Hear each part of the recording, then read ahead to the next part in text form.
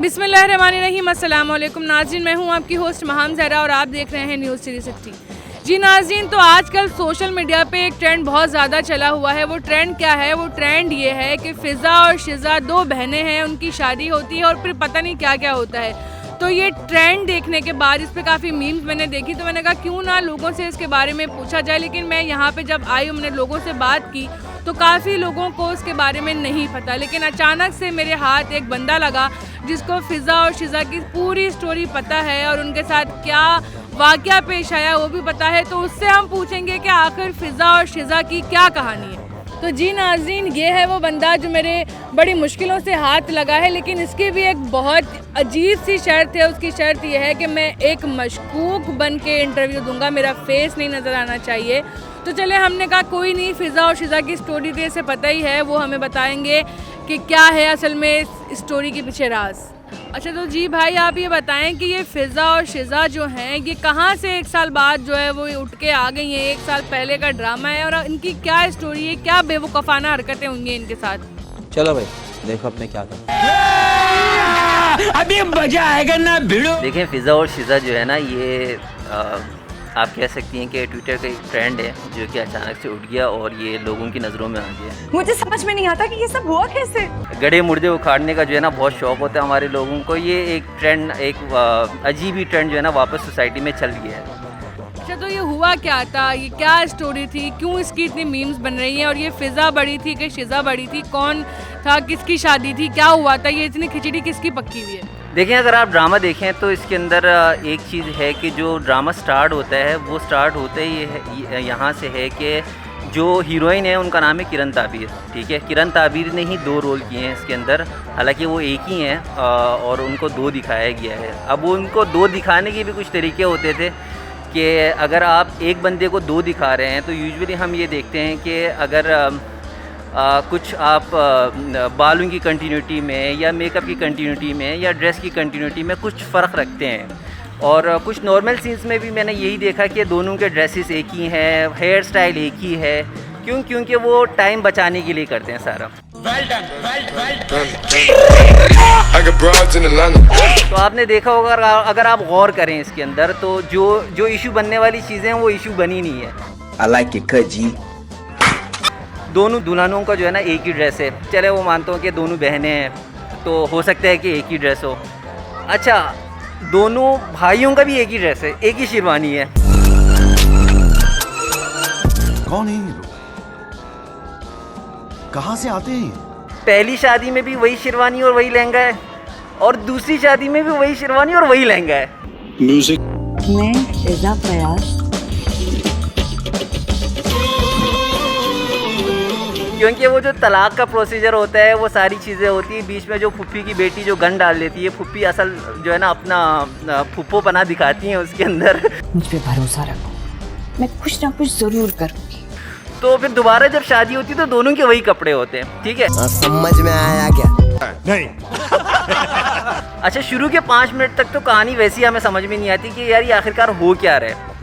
ठीक है, तो कन्फ्यूजन वहाँ से क्लियर होती है जब वो किचन वाला सीन आता है। उसके बाद माँ बोलती है, वो कहती है मैंने खाना बना दिया, रोटी बनाने के लिए मैं आ जाती हूँ बोल के वो कमरे में चली जाती है। तुमने शिज़ा को बताया नहीं कि आज रोटी इसने बनानी है? मैंने तो बता दिया था, खाना मैंने बनाया, रोटी तुम बनाओगी। फिर भी आराम कर रही है। तो ये बताना कि जरा तुमने आज खाने में क्या बनाया? अब वही जो आपने कहा था, चिकन का सालन। हाँ, चिकन का सालन। तो फिर उस चिकन ने हमारी हांडी में आज अंडे दे दिए, क्योंकि हांडी में तो अंडे और आलू रखे हैं। तो फिर दूसरा भाई चले खैर थोड़ा लेट आता है, वो कमरे में आते, कमरे में आने के बाद वो मुंह दिखाई देता है। मुंह दिखाई देने के बाद बोलती है कि मैं ये हूँ। तो फिर उसको पता लगता है मैं तो ये नहीं हूँ।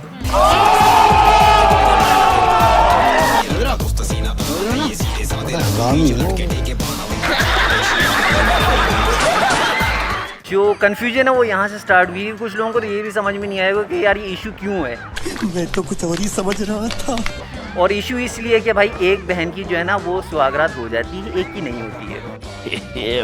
और अभी तो रुको, क्लाइमैक्स अभी बाकी है। सुहागरात तो चले हो गई तो हो गई, लेकिन उसके बाद भी सुहागरात भी जो है ना नाजायज तरीके से हुई है। just been living online. My city don't show me no. उसके अंदर ये दिखाया कि जो उसकी फुफ्फो होती है, जो कि अब्बू की जो बहन होती है, वो जो है ना कमरे एक्सचेंज कर देते हैं दुल्हनों की। क्या मतलब? आपा ने जानबूझकर फिजा और शिजा के कमरे बदल दिए। तुमको पागल कुत्ते का गाड़ी उठा के ले जाएगा, बता रहे हैं। एक चीज़ है कि इतनी टेक्नोलॉजी के दौर में 2018-19 में ड्रामा बना हुआ है, तो कभी किसी का चेहरा नहीं देखा।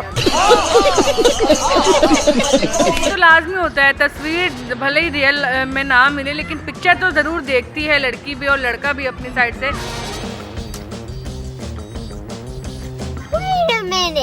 तो और अगर जुड़वा बहनें भी हो तब भी वो बिल्कुल सिमिलर तो नहीं होती। अरे कहना क्या चाहते हो? थोड़ा बहुत फ़र्क तो होता है और माँ बाप को तो वाज़े उनमें फ़र्क दिखता है। फिर भी एक इतना बेवकूफ़ाना स्टोरी किसने लिख दी है? क्या बढ़िया था। तेजस्वी लोग हैं हमारे। होता यही है कि वो कहानी देखें थोड़ी सी अगर सिंप्लीफाई करके थोड़ा सा और बेहतर तरीके से उसको मतलब पिक्चराइज करते, उसको थोड़ा सा और ड्रामेटाइज करते तो बहुत अच्छी बन सकती थी। मज़ा आया। चलें, ड्रामा तो जैसे जिस तरह का था बन गया, और भी अब काफ़ी ड्रामे होते हैं, फिल्में होती हैं जिनके सर पैर नहीं होते। मज़ा आया। लेकिन ये सोशल मीडिया पे इतना क्यों ट्रेंडिंग पे आ गया, क्यों, क्या वजह थी, वो भी 1 साल बाद? इस सज्जन को क्या तकलीफ है भाई? देखिए, सोशल मीडिया का मसला ये है कि सोशल मीडिया पे जो ट्रेंड चला रहे हैं ना, उनको मैं गारंटी के साथ कह सकता हूँ कि 100 में से 80% को तो पता ही नहीं होगा कि ये ट्रेंड चल क्यों रहा है। वो खाम में कूदे हुए होंगे। 20% लोगों को पता होगा यार ये ट्रेंड इसलिए चला हुआ है, ठीक है ना। तो अब उसके अंदर जब एक की सुहागरात हो जाती है तो एक बची भी होती है, क्योंकि उसकी सुहागरात नहीं होती है, तो वो तो चलें, वो अपनी जगह पर सेफ़ है, उसकी इज़्ज़त तो महफूज है। दूसरी बहन की तो इज़्ज़त चली गई। कैसी अपमानजनक बातें कर रहा है लड़का ये। ठीक है, अब उसके अंदर वो देखते हैं कि वो जो लड़के की माँ है वो बोलती है अपनी, कहती है कि तुम्हारी बहन ने जो है ना ये सब किया है। फुप्पो को बोलते हैं तुम कुरान पे हाथ रखो, तो वो कहती है कि हाँ लिया, कुरान में हाथ रख दूंगी, उसके लिए कोई मसला ही नहीं है। जैसा महविश ने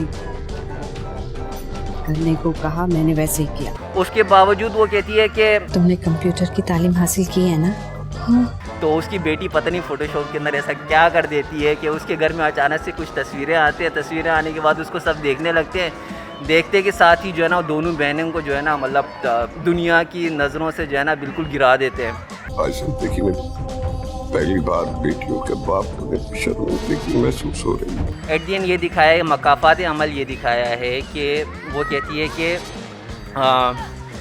अपनी बेटी की शादी हो रही होती है, तो जो मेहंदी का जो ड्रेस पहना हुआ होता है उसने माइयों का, उसके अंदर वो अपने दुपट्टे को लहराने लगती है यूं करके।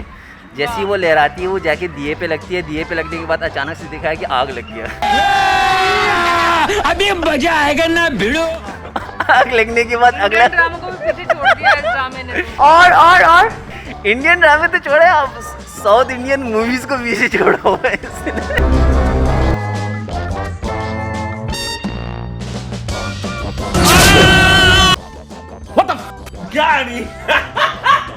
उसके बाद वो बैठ के कुरान पढ़ रही होती है, तो उसको अपने ही अक्स नजर आते हैं उस आंटी को। अब देखिए कितनी कंफ्यूजन है। मतलब यार ये तो राइटर को तो मैं खुद जाके सलाम पेश करना चाहूंगी।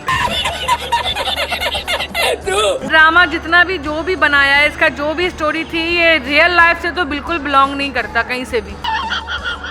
एट दी एंड यही हुआ कि उसको दिखाया कि भाई वो फिर जाती है, उनके घर पे जाती है। घर पे जाने के बाद फ़िज़ा और शिज़ा दोनों से जना माफ़िया मांगती है, उनके माँ बाप से माफ़ी मांगते हैं। कहते हैं मेरी बेटी की मोहब्बत की वजह से मैंने ये सब किया है, इसलिए मुझे माफ़ कर दे।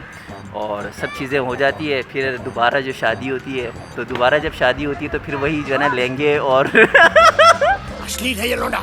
वो असल में जब वो शूट हुआ होगा ना पहली शादी का, जब भी दूसरी शादी का भी शूट कर दिया होगा उन्होंने कि डबल जो है ना वो मेहनत ना लगे, खर्चा ना लगे। रख तेरी माँ की रख। तो ये बकवास स्टोरी है और ये सोशल मीडिया पे क्यों चल रही है? कौन लोग हैं जो इसको चला रहे हैं यार? मतलब हमारी पाकिस्तान के अवाम भी जो है ना वो जरा बारी से आने दो। हद है यार।